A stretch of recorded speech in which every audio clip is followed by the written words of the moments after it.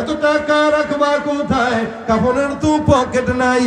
টাকা পয়সা লইয়া কি কেউ কবরে গেছে, টাকা পয়সা লইয়া কি কেউ কবরে গেছে।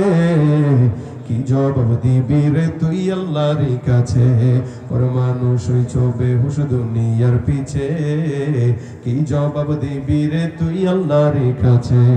দুনিয়ারই মোহে পড়ে খোদাকে গেছো ভুলিয়া, জানো কি কবে কখন ছাড়তে হবে এই দুনিয়া। দুনিয়ারই মোহে পড়ে খোদাকে গেছো ভুলিয়া, জানো কি কবে কখন ছাড়তে হবে এই দুনিয়া।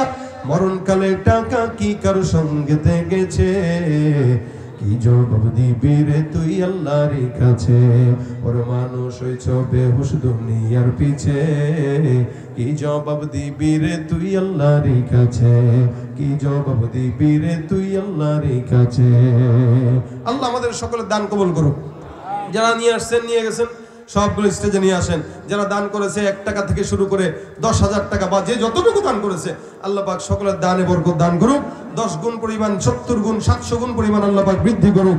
মাদ্রাসাকেও কবুল করুক। শেষ পর্যন্ত যারা বসলাম, আয়াতুল কুরসির আমল আমাদেরকে বাসা পর্যন্ত নেওয়ার তৌফিক দান করুক, বলেন আমিন।